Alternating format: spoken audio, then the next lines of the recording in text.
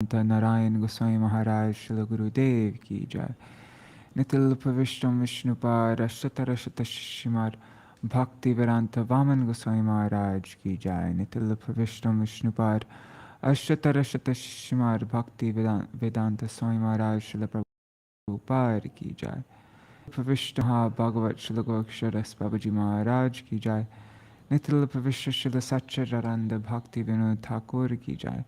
Nitil Pavishta Vaishnav Sarvabhauma Srila Jagannath Das Babaji Maharaj ki jai.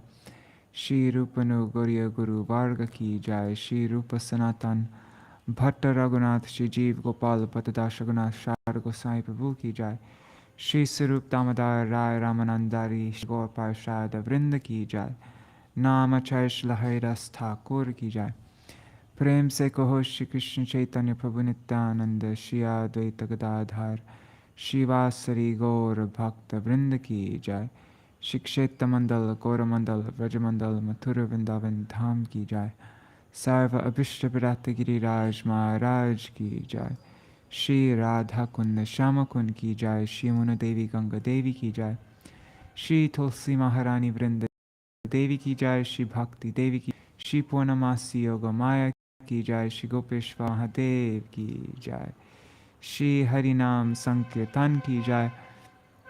Ananta Koti Vaishnav Vrinda ki jai. Samagata Gaur Bhakta Vrinda ki jai. Shinitai Gaur Premanande Hari Hari Bo. Dandavat Pranam Indira Mataji Hari Bo.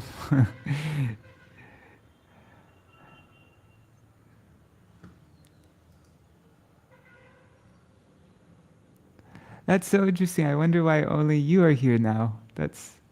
Anyways, great to be reading with you again. Yeah, I wonder where everybody else is. That's so strange. Anyhow. So now we're reading from Bhāgavata-pravāha, summary of Śrīmad-Bhāgavatam by Gaurāṅga-darśana Prabhu.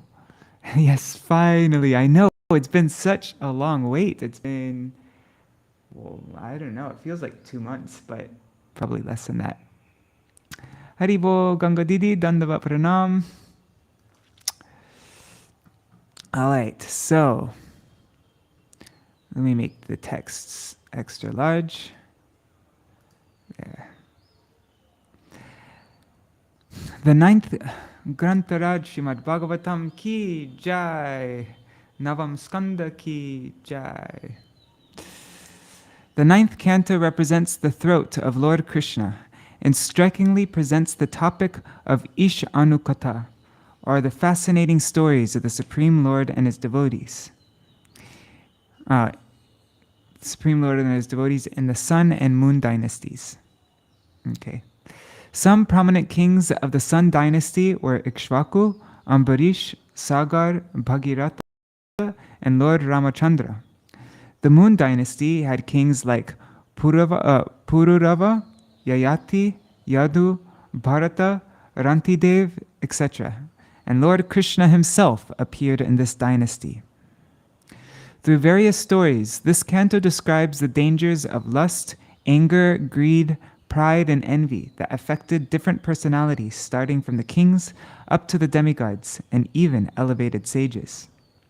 By meditating on these episodes, one becomes adequately cautioned of the power of Maya and gains the determination to take firm shelter of the Lord's lotus feet as the only hope against conditioned existence.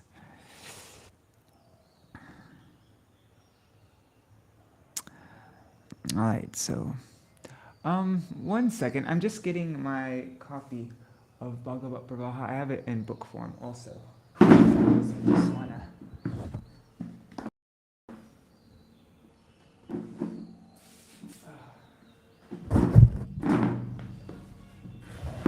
Just want to see. Yeah, okay. Bhāgavata-pravāha, Canto 9. Here it is. That way I can know, maybe it will be too late, and because I don't actually know how long this will take to read, so if we only get like halfway through and it's 8:30, then we can just continue tomorrow. But let's see. All right. Parikshit requested Shukadev Goswami to narrate the stories of the kings who appeared in the line of the current Manu, Vaivasvata Manu, the son of Vivasvan, the sun god. Shukadev then narrated the fascinating stories of the Sun dynasty.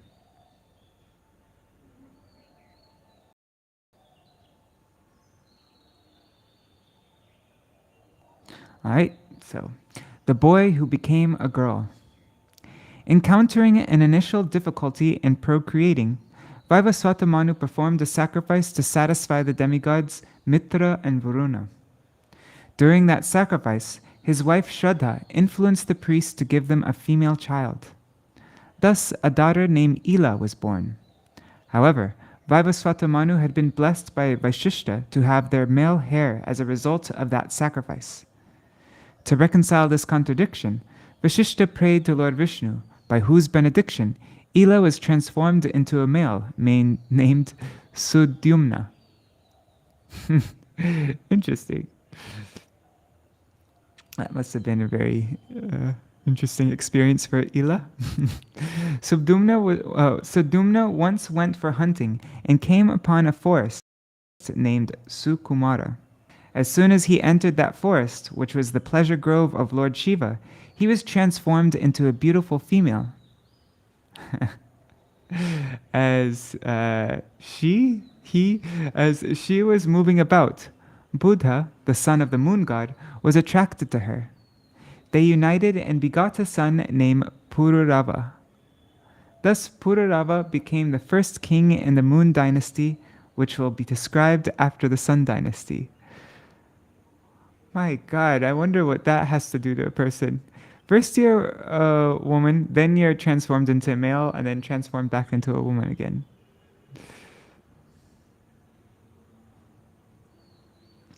Later, Vashishta worshipped Lord Shiva to restore the manhood of Sudyumna.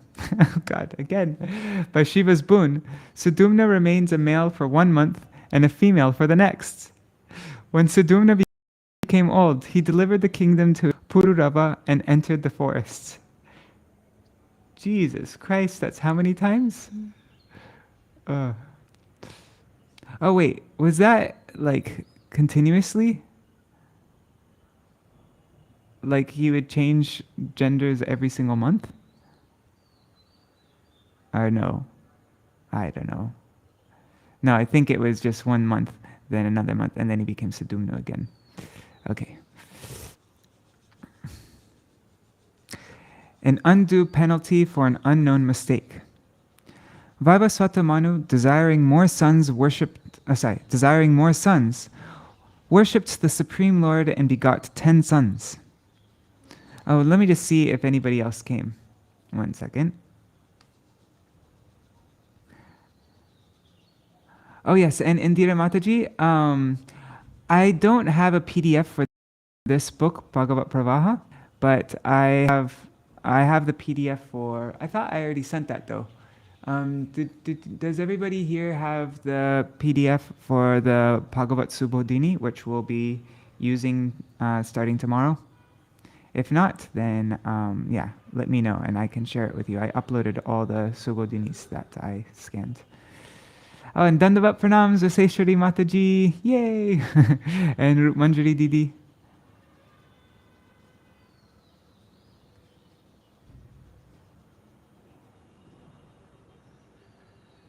Oh, that's true, Rup Manjari Didi. Yeah, the first transformation was probably not such a big deal.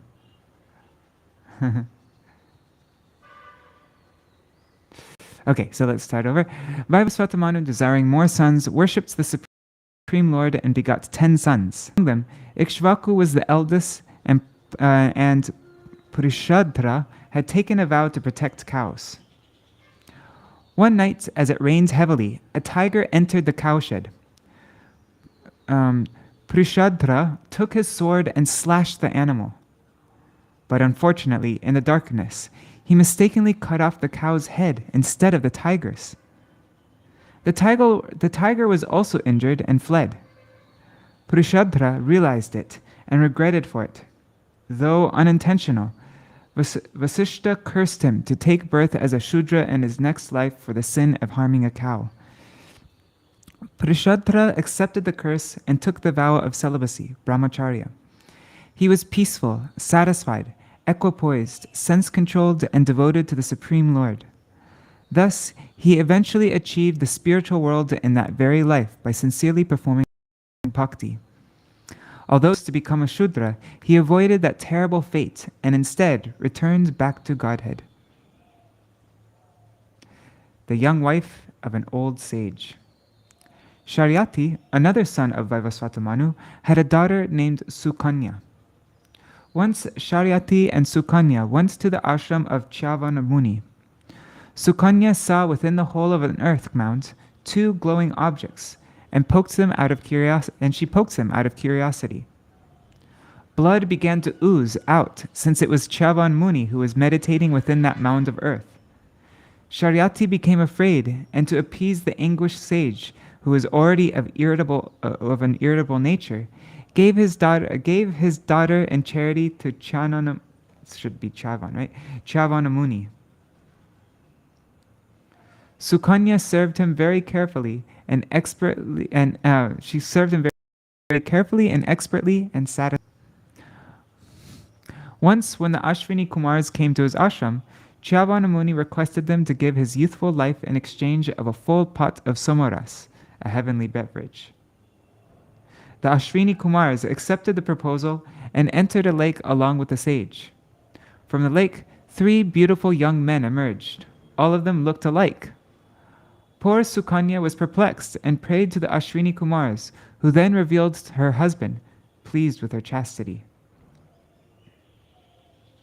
I didn't totally get that. Wait a second.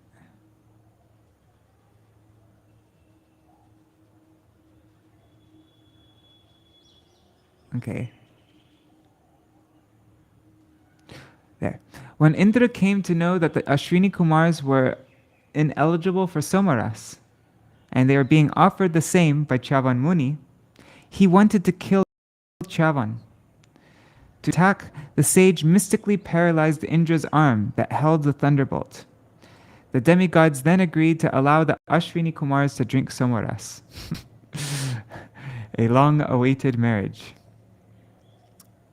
In Sharyati's lineage appeared King Kakudmi, who took his beautiful daughter Revati to Lord Brahma to inquire about a suitable husband for her.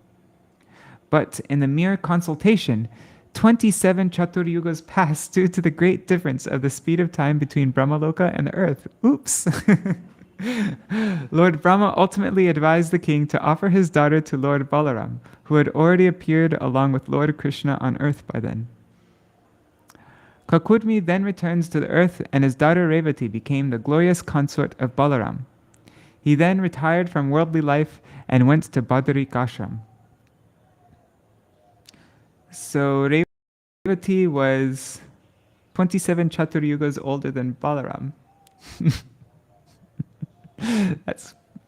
That's a lot old. That's pretty old.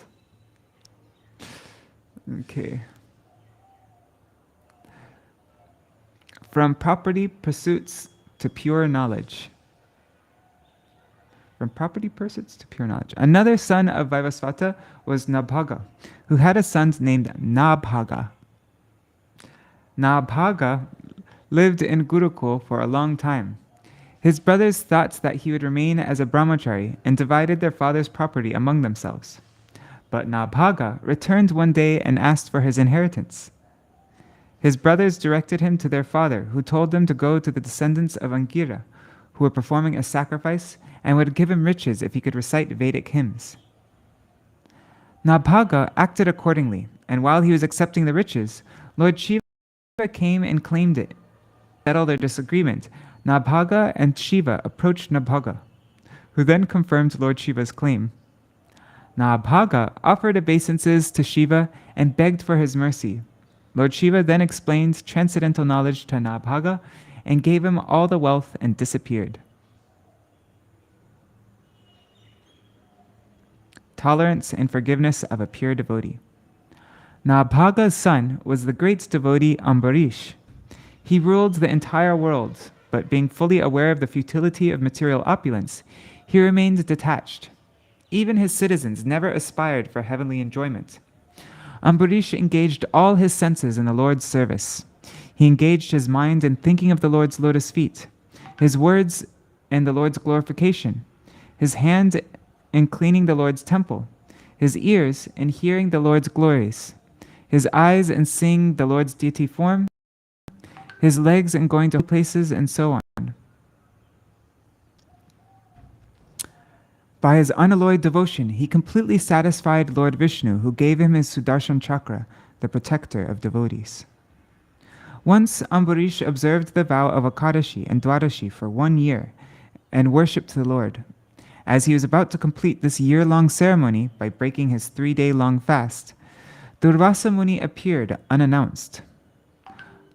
Ambarish welcomed the sage and requested him to honor a meal. Durvasa agreed and went to the Yamuna to perform his rituals before eating. In the meantime, there was only a muhurta left of the appropriate time to break the fast. As eating before honoring one's exalted guests is disrespectful, Ambarish consulted Brahmins and broke his fast by just drinking water. Drinking water may be accepted as eating and also not as not eating. I thought he took Charnamrita. Maybe it was. Durvasa returned and understood the mystic power that Ambarish had drunk water. Being offended, he plucked a bunch of his hair and created a demon to punish Ambarish. We just read about this yesterday. That blazing demon came before Ambarish, but he was not at all disturbed and didn't even move slightly from his position. Vishnu's Sudarshan Chakra, however, appeared there and burnt the demon to ashes. Thereafter, it started chasing Durvasa. Durvasa became frightened and fled everywhere, with the Sudarshan Chakra relentlessly following him. Durvasa sought the shelter of Lord Brahma and Lord Shiva, but they expressed their inability to protect him. Durvasa finally went to Vaikuntha and fell at the lotus feet of Narayan, begging for protection. Lord Vishnu replied, "I am under the control of my devotees and not at all independent. Pure devotees are always within my heart, and I am always in theirs, in their hearts. You can be saved only by pleasing Ambarish." Just making sure that this isn't... Okay. I have to check my WhatsApp in case you guys are letting me know there's something wrong with the connection. Durvasa then approached King and fell at his feet. Ambarish was very much embarrassed and offered prayers to Sudarshan Chakra to protect Durvasa Muni in exchange of all the pious and spiritual credits their dynasty had acquired. Whoa.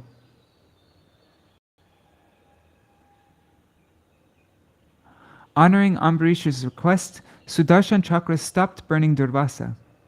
Humble Ambarish didn't take any credit for Durvasa's protection.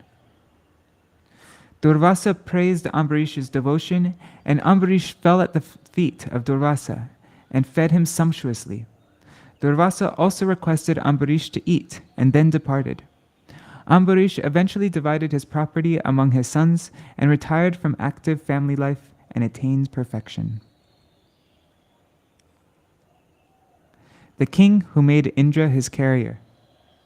One second, I just want to drink some water.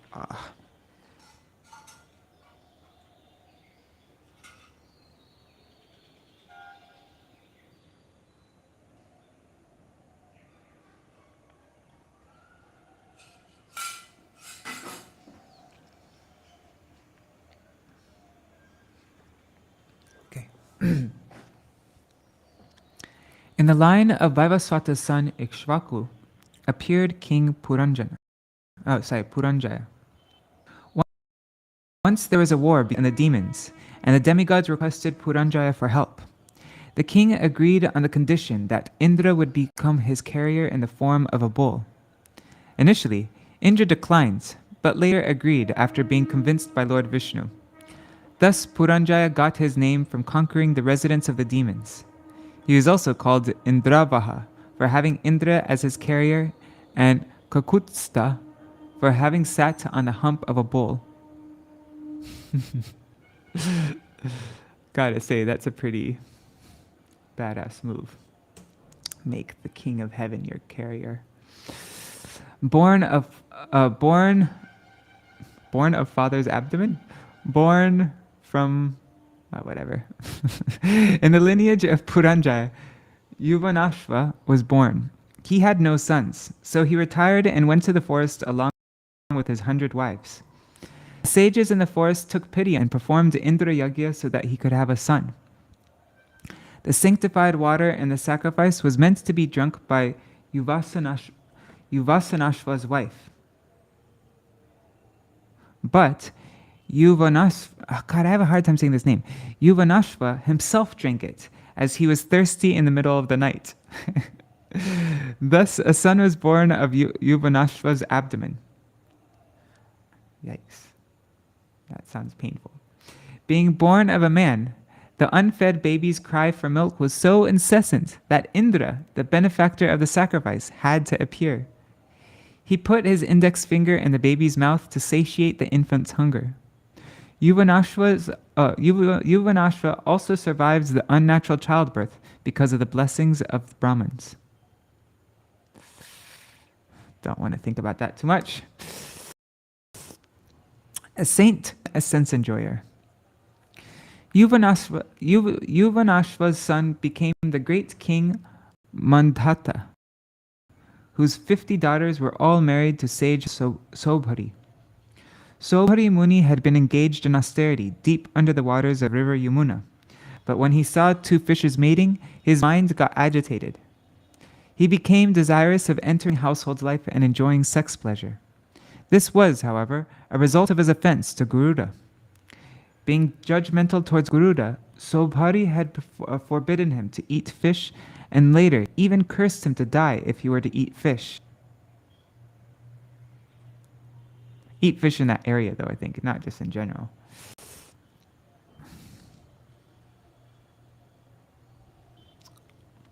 In order to marry, Sobhari approached King Mandhata, and transforming himself into a young, handsome man, won the hearts of all 3 princesses. Eventually, Sobhari married all of them and begot 100 children from each wife.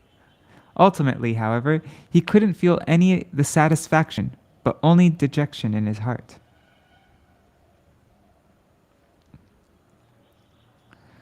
Sobhari contemplated on how he had fallen from such an elevated spiritual position. He cursed himself and remarked that others should learn from his mistakes. Thereafter, he renounced family life and sincerely took shelter of the Supreme Lord and performed severe penances. His wives faithfully followed his path. After death, Sobhari entered the spiritual world and by his spiritual prowess liberated his wives as well. Descent of Mother Ganga. In the lineage of Mandhata, there was the famous king named Harishchandra, who initially had no son, but had gotten a son named Rohita by the grace of the demigod. In the lineage of Rohita appeared a king named Bahuka. Bahuka's enemies took away all his possessions, and therefore he entered the order of Vanaprastha. Eventually, Bahuka died, and his pregnant wife wanted to join him by entering his funeral pyre. But Orva Muni forbade her. Later, her envious co-wives fed her poison, but it did not act on the child. He was born with poison, Gara, and is therefore called Sagara. Sagara became the king. My God, that's pretty heavy. Once Sagara performed the sacrifice, but Indra stole the sacrificial horse. Sagara's 60,000 sons dug the earth searching for the horse. Finally, they came to Ganga Sagar and found the horse in Lord Kapila's ashram. I've been there. Ganga Kapila's ashram there. Suspecting Kapila to be the thief, they shouted, "Kill him! Kill him!" Due to their disrespect of a great personality, fire emanated from their own bodies and they were burnt to ashes immediately. Their death wasn't due to the anger of Kapila, as he was transcendental and wouldn't manifest material anger. Sagara had another son named Asamanjasa. Asamanjasa's son Angshuman always worked for the good of his grandfather Sagar. Sagar ordered Angshuman to search for the lost horse and his 60,000 uncles. Angshuman eventually reached the stack of ashes of his uncles and found the horse nearby. He offered his prayers to Kapiladev, who then explained to him the path of knowledge and said, "Please take this horse. Your uncles will be delivered only by the water of river Ganges." Angshuman brought back the horse and completed the sacrifice. Thereafter, he gave his kingdom to Angshuman and retired. King Angshuman, his son Dilip, and Dilip's son Bhagirath all successively performed severe austerities to bring down Ganga for the deliverance of their ancestors. Ultimately, Bhagirath was successful in pleasing Mother Ganga, but she expressed two concerns.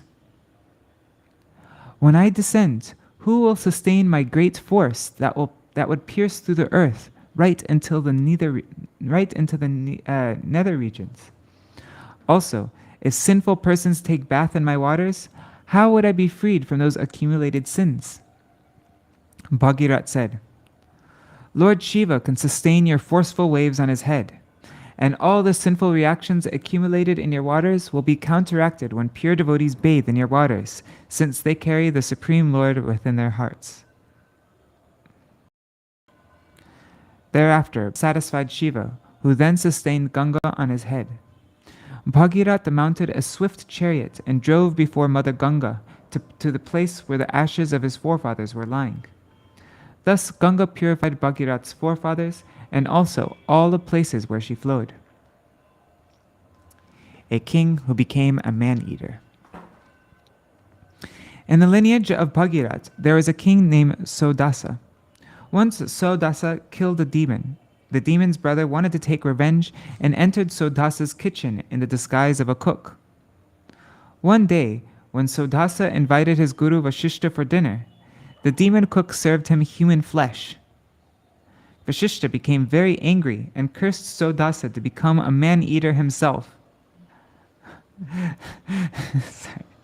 Sodasa too, in a fit of rage, took water in his hands to curse Vasishta, but his wife Madhyayanti, understanding his mistake of cursing the king, Vasishta underwent 12 years of austerity.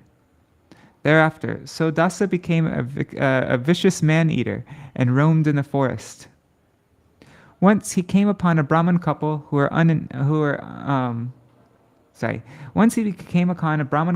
uniting. Overcome by his Rakshasa nature, Sodasa ate that Brahmin, despite the piteous appeals of the Brahmin's wife. The Brahmin then cursed Sodasa that he would immediately die if he unites with his wife. After 12 years, Sodasa was finally freed from Vasishta's curse.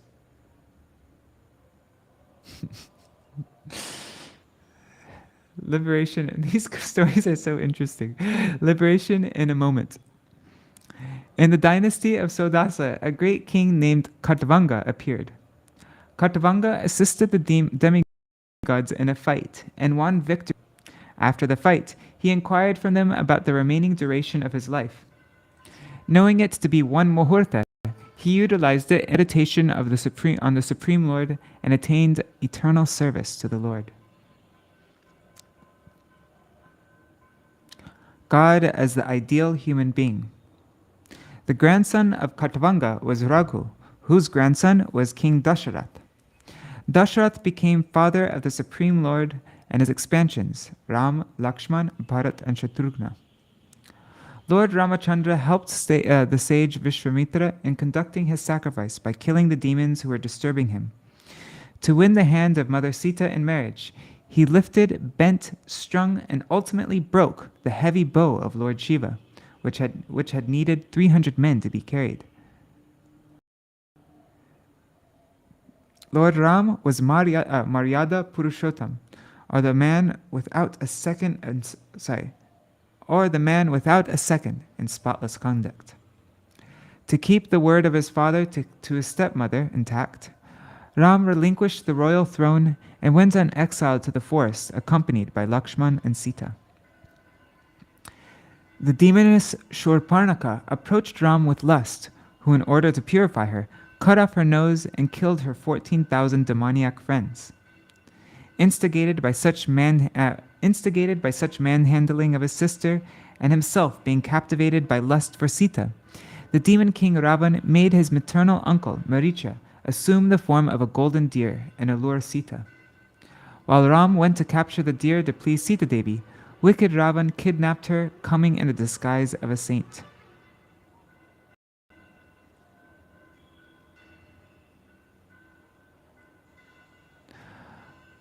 Lord Ramachandra lamented sorely in separation from Sita. Searching for her, Rama and Lakshman met the vulture Jatayu, who had been lethally injured by Ravan while trying to rescue Mother Sita. They killed the demon Kabanda, who was then liberated to his original Gandharva form, and directed Ram to the monkey commander Sugriv. Ram established a friendship with Sugriv and killed his exploitive brother Vali. Hanuman, the eternal servant of Lord Ram, found Sita Devi in Lanka and set fire to Lanka. Organizing an army of monkeys, Ram went to the shore of the ocean and fasted for 3 days, awaiting the ocean god's help. But the ocean god didn't respond. As Ram became angry, the ocean boiled, and every oceanic creature, is that how you say that? Or oceanic? I don't know. Oceanic creature trembled with fear. The ocean god then hastily came before Ram with all paraphernalia of worship and fell at his feet. He acknowledged how he had completely failed to recognize the Lord and his identity as the Supreme Personality of Godhead. The ocean god said, "O Lord, my waters will present no impediments to you, but please construct a bridge of floating stones over it so that your glories can be sung for all time to come." Ram made the bridge with the help of the monkeys, crossed the ocean, and attacked Ravan's capital, Lanka. A fierce battle took place between the army of demons led by Ravan and the army of monkeys led by Ram. Lord Ramachandra personally killed Ravan and enthroned Ravan's noble brother Vibhishan as the king of Lanka. The Lord then reached his capital Ayodhya with Sita Devi in a flower airplane. Bharat received him with love and reverence. Sage Vashishta enthroned Lord Ramachandra as the king. Lord Ram performed various sacrifices and gave his entire kingdom in charity to the Brahmins. The Brahmins were fully satisfied with the enlightenment given by him from within their hearts, and thus returned the kingdom to Ram. Once Ram wandered within his capital in disguise to understand what impression the citizens had of him. By chance, he heard a man speaking suspiciously of the character of Sita Devi while rebuking his unchaste wife and referring to the Lord as a henpecked husband. Ram feared such rumors against the kingship, which could eventually be detrimental to the kingdom's stability. With immense pain, he banished pregnant Sita Devi to the shelter of Valmiki Muni, where she gave birth to twin sons named Lava and Kush. Sita Devi placed her 2 sons in the care of Valmiki and entered into the earth. Lord Ram, exhibiting transcendence, started an uninterrupted Agnihotra Yagya for 13,000 years and departed to his eternal abode upon its completion. Wow, it's a bit different in Śrīmad-Bhāgavatam than it is in Ramayana, isn't it? A couple things seemed a bit different. Anyways. No desire for a body. Ikshvaku had a son named Nimi. Once Maharaj Nimi desired to perform a sacrifice and requested Vashishta to be the chief priest. But saying that he had already accepted the same post in Indra's sacrifice, Vashishta told Nimi to wait till his return. Nimi was a realized soul. Considering the unpredictability and flickering nature of life, Nimi started the sacrifice without waiting for Vashishta. When Vashishta returned, he found Nimi's disobedience and cursed him to die. Nimi counter-cursed to die too, as he had neglected Nimi for the more lucrative remunerations of Indra. Vashishta eventually was born again from the carefully preserved semen of the saintly demigods Mitra and Varuna. They had succumbed to captivating lust upon seeing Urvashi. Nimi, however, refused even the benediction of demigods to reclaim his erstwhile, I don't know that body, erstwhile body.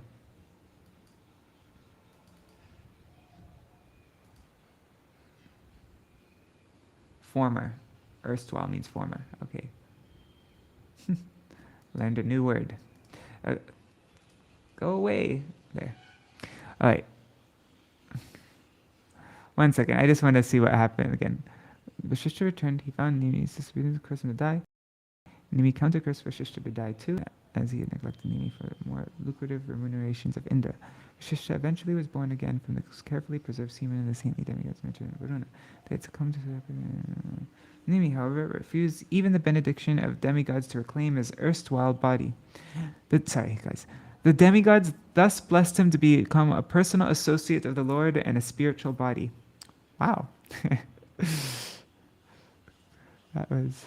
Nimi's material body was then churned, and a son called Vaideha was produced. Vaideha.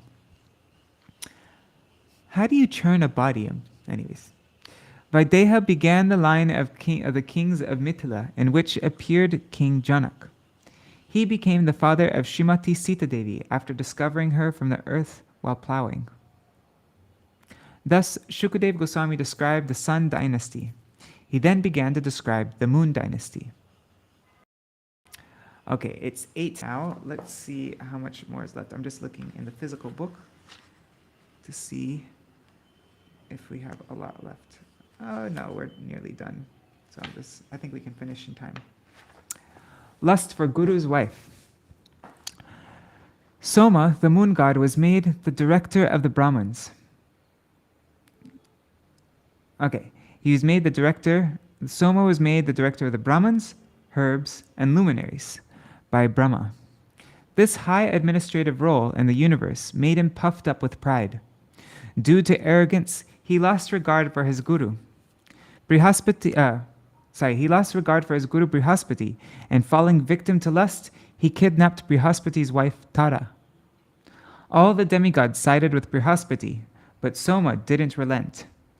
Out of natural enmity, Shukracharya and the demons joined hands with Soma, and a great fight ensued between the demigods and the demons. The conflict was ultimately resolved by love, and Tara was returned to Brihaspati. But Tara bore a child from the moon god.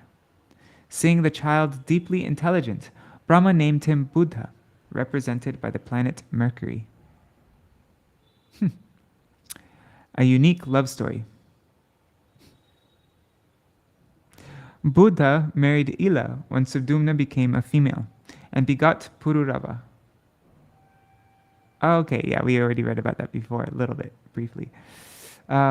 Once Narad Muni was describing the great qualities of Pururava in the heavenly court, hearing which Urvashi got attracted to Pururava.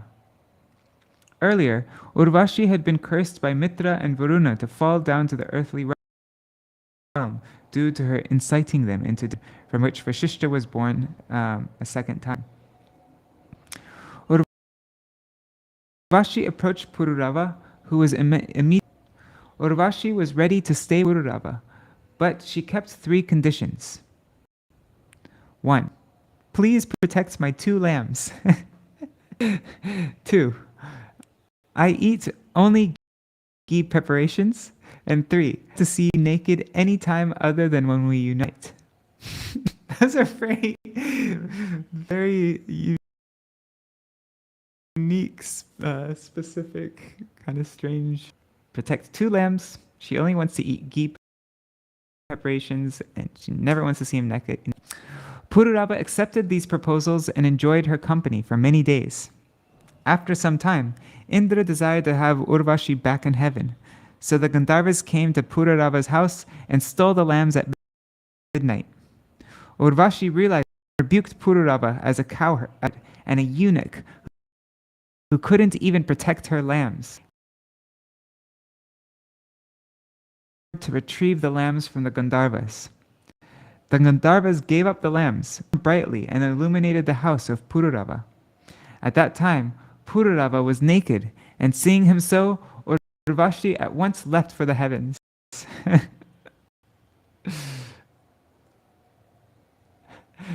And she took her 2 lambs with her.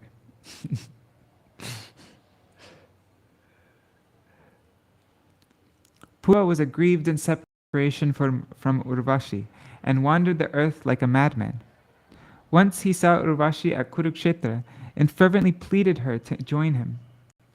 Discouraging his obsession, Urvashi spoke meaningful words that could awaken self-realization. She spoke about the lower natures of unchaste women and how one could become degraded by undue attraction and attachment for them. As his infatuation made him deaf, Pururava continued to beseech Urvashi. She finally agreed to be with him one day in a year. Despite enjoying with her in this way, Pururava's lust wasn't satisfied.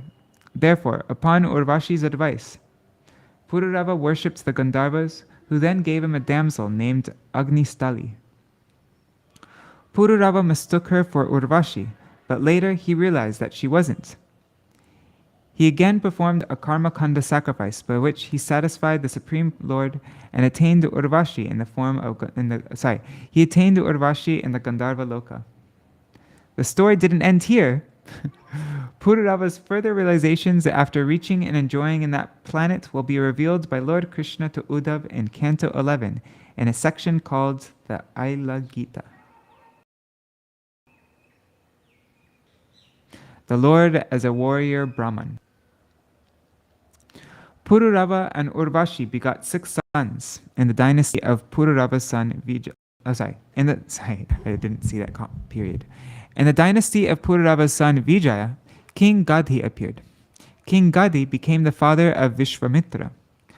Although born as a Kshatriya, Vishvamitra manifested the qualities of a Brahman and achieved the status of a Brahmarshi because his mother had eaten the sacrificial oblation that was surcharged with the power of a Brahman. Gadhi's daughter Satyavati was married to sage Richika and gave birth to Jamadagni. Sage Jamadagni begot many sons, of whom the youngest was the fierce Kshatriya Parshuram, an incarnation of Lord Vasudeva. This in turn happened as his grandmother Satyavati had partaken the sacrificial oblation that was surcharged with the power of a Kshatriya.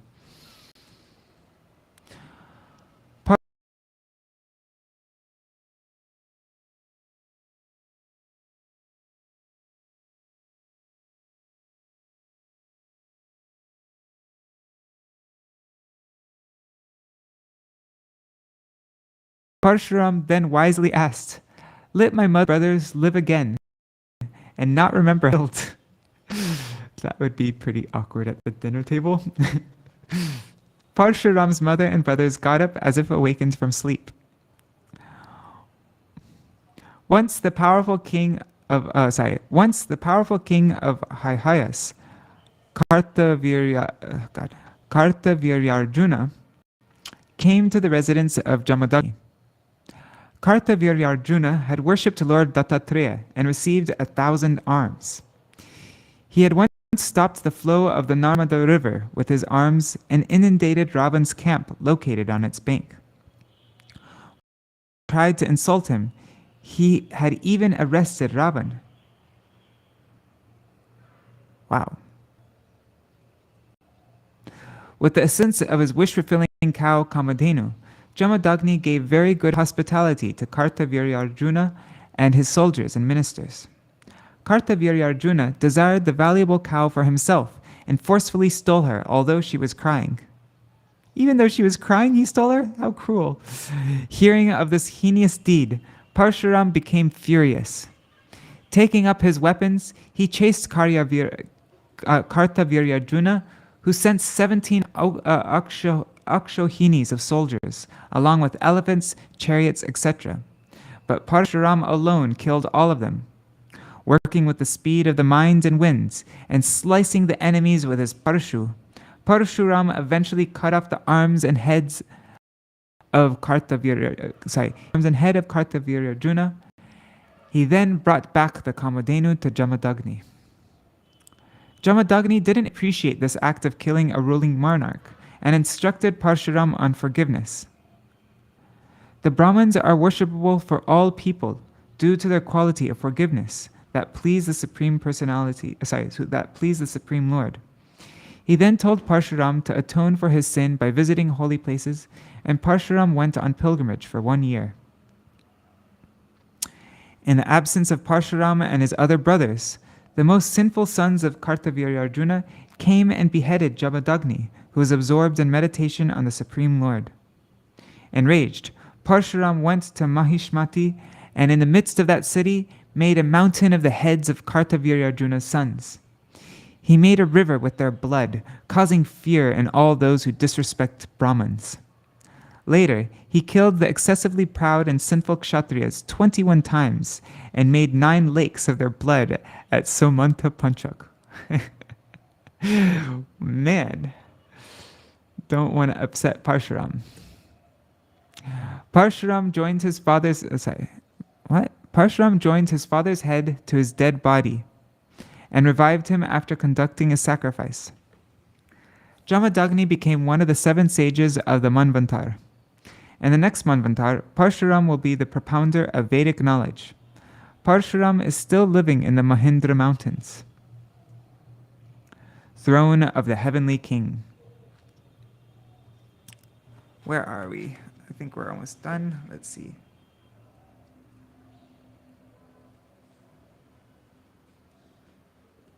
Yeah, we're nearly done. Okay. Pururava had another son, Ayu, who became the father of Raji, who further became the controller of heaven. He was offered the post by Indra himself out of fear of demons. Ayu's other son, Nahusha, too became Indra for a brief period, when the erstwhile Indra was hiding in the lotus stem in Manas Sarovar after killing Vritrasura. At that time, Indra hid in the lotus stem of Manas Sarovar after he killed Vritrasura. At that time, Nahusha, blinded by his power, misbehaved with Indra's wife, Shachi, and was thus cursed by the Brahmins to become a python. Nahusha's son, Yayati, became the next king in the Moon dynasty. In Ayu's lineage also came Dhanvantari, the incarnation of Lord Vasudeva and inaugurator of medicinal science, and King Alarka, who was the ruler of the earth with the longest tenure of 66,000 years. The story of 2 girls. There were 2 friends, Sharmishta and Devayani, the daughters of the demon king Vrishaparva and the guru of the demons Shukracharya respectively. Let me reread that. There were 2 friends, Sharmishta and Devayani, and they were the daughters of the demon king Vrishaparva and the guru of the demons Shukracharya respectively. Okay. Once after bathing, Sharmishta wore Devayani's dress unknowingly in haste. Devayani became furious and harshly reprimanded Sharmishta. You Kshatriyas are inferior to the worshipable Brahmins. Your father is my father's disciple. How dare you wear my clothes? Sharmishta angrily retorted, You beggar Brahmins, you wait at our door for your livelihood like crows. She then took off Devayani's garments, threw her into a well, and left. Meanwhile, King Yayati, the son of Nahusha, who was on an excursion, saw Devayani in the well and rescued her. Being attracted, they decided upon marrying each other. On the other side, Vrishaparva fell on the feet of aggrieved Shukracharya, begging forgiveness for Sharmishta's behavior. Ultimately, Devayani asked for Sharmishta to become her maidservant when she married Yayati, and Vrishaparva had to agree. Devayani eventually gave birth to Yadu, in whose dynasty Lord Krishna would appear, and Turvasu.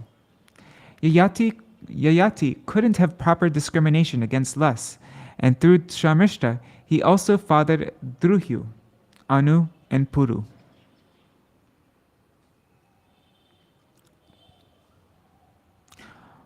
On account of his infidelity in associating with Sharmishta, Shukracharya cursed Yayati to be disfigured by old age. But eventually, by Shukracharya's mercy, Yayati could exchange his old age for the youth of his good son Puru. After enjoying senses for what a cruel father, take his son's youth away from him. After enjoying his senses for 1,000 years, Yayati realized the futility of sensual pleasures and his own abominable act. He narrated an instructive story to his wife about their own lives using the example of goats.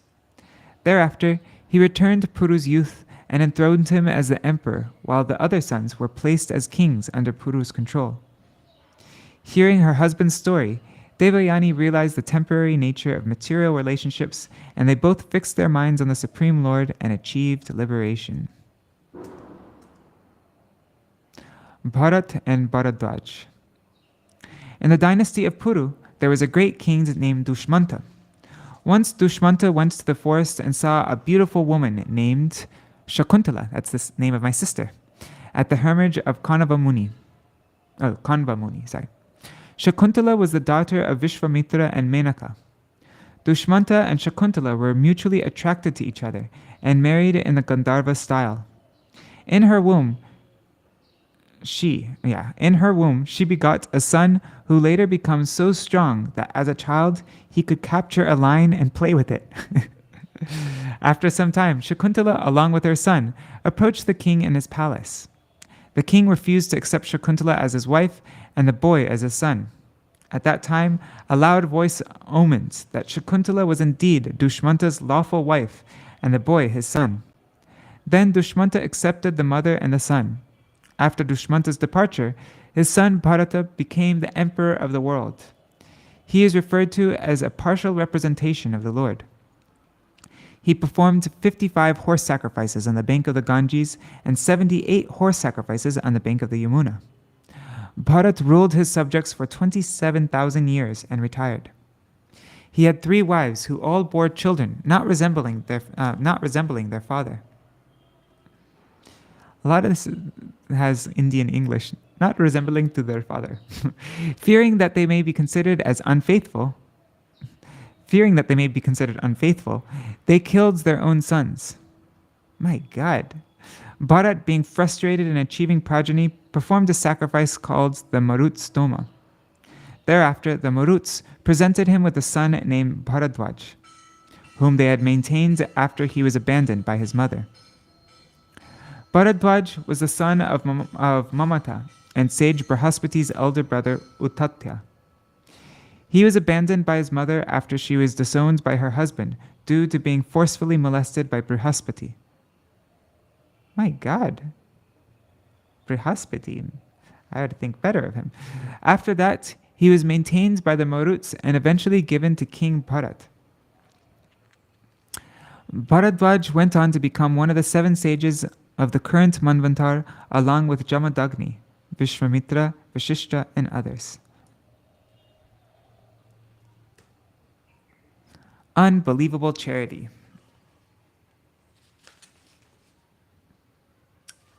Oh God, do you guys mind if I go a little bit over time? There's just 1 page left and then we're finished. 1 full page.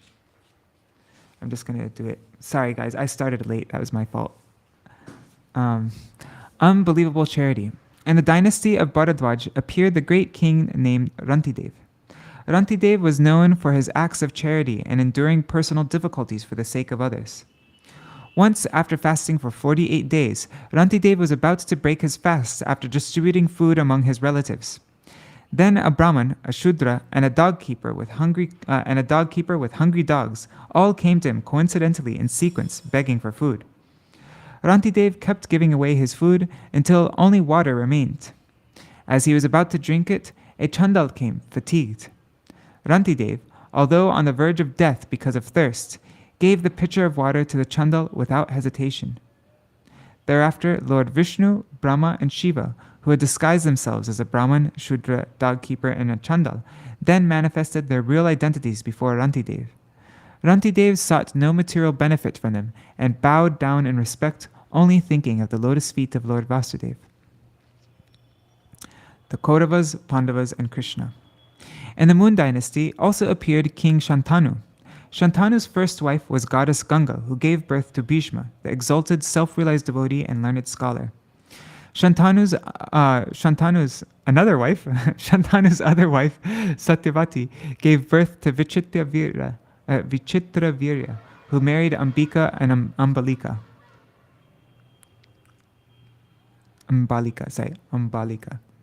Vichitravirya married Ambika and Ambalika. Satyavati, before her marriage to Shantanu, had given birth to Vyasadeva, whose son was Shukadeva Goswami, through Parashara Muni, the son of Vashishta. When Vichitravirya died of tuberculosis, Vyasadeva, Dhritarashtra, and Pandu from Ambika and Ambalika, and Vidura from Vichitravirya's maidservant. Dhritarashtra's wife Gandhari gave birth to one daughter named Dushala and 100 sons headed by evil Duryodhana. Pandu married Kunti. He was restrained from sex life due to a sage's curse, and therefore his 3 sons Yudhishthir, Bhima, and Arjuna were begotten through Kunti by Yamaraj, Vayu, and Indra respectively. Pandu's second wife, Madri, gave birth to Nakula and Sahadev, who were begotten by the Ashwini Kumars.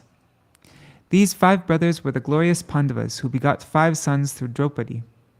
Abhimanyu was first born from Subhadra as son of Arjuna. Abhimanyu married Uttara and begot Parikshit. Shukadeva Goswami concluded the description of the Moon dynasty with the pastimes of the Supreme Lord Krishna, who appeared in the dynasty of Yadu, the son of King Yayati. All right. So that's a summary of Canto 9. And we'll also look at the summary given in the Bhagavat Subodhini. They'll have a chart summary, so that's, yeah, and we can keep on referring to that so that we always know where we are. All right, thank you for joining me in the reading. I'm excited. Tomorrow we finally start the 9th canto. One second.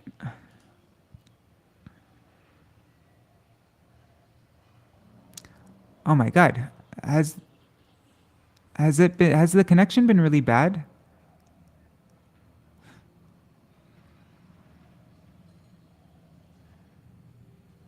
Oh, Dandavat Nri Hari Prabhu, Madhavi Didi, Savitri Didi.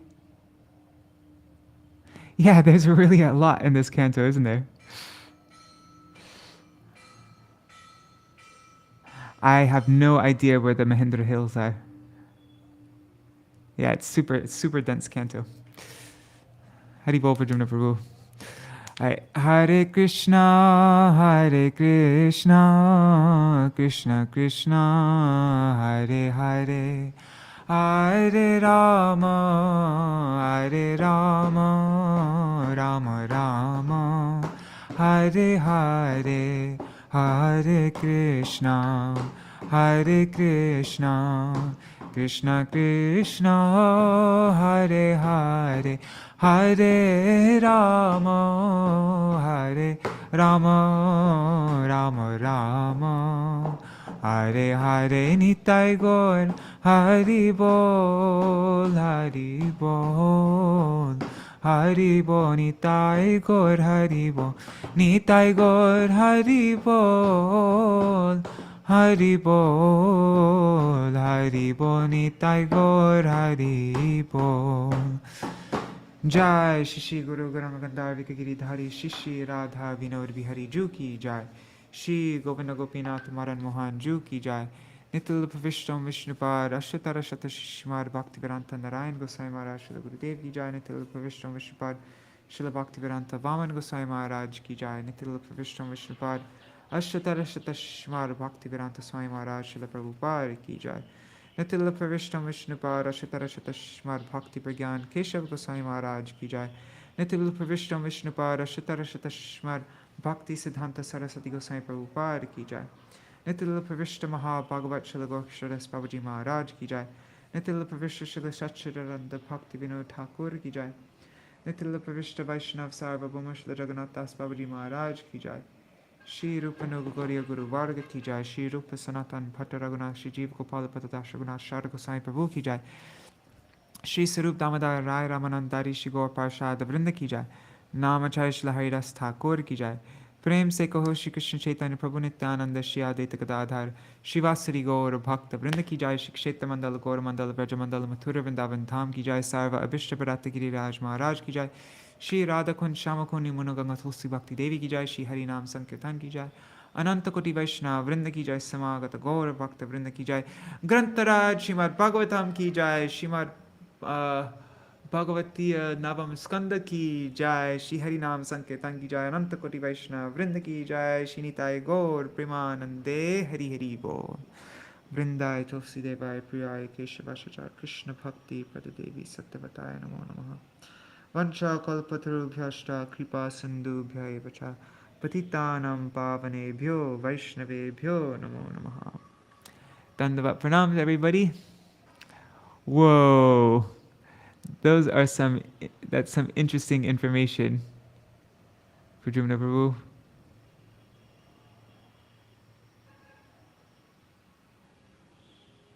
Wait, so I don't know where Nubia is actually.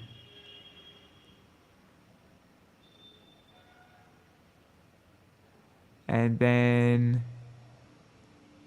father of Europe. Yayati is father of Greece and Rome. Also, the Irish Brahmins came to England, called Earthly Svetadweep at the time. Where did you get all this information? It's really fascinating. Yeah, maybe you could share in our WhatsApp group, Prajumna Prabhu, where you got all that. All right, Dandavat Pranams, everybody. Nubia was in Africa. Okay. Ethiopia. Okay. Yeah, Prajumna Prabhu, this is all really fascinating. Share it in the Śrīmad-Bhāgavatam WhatsApp group. Dandavat Pranams Rohit Radhakrishnan-ji, no problem at all. Yeah, and we'll be starting 9th Canto tomorrow, so see you all then. Jai Shri Radhe. Today I'm going to work on dividing I did a bit already, but I'm going to divide the whole 9th Canto into different sections so that, and then we'll know how many days it will take us, and I'll share that in our Śrīmad-Bhāgavatam WhatsApp group. All right, Dandavat Pranams, everybody. Hari Bol.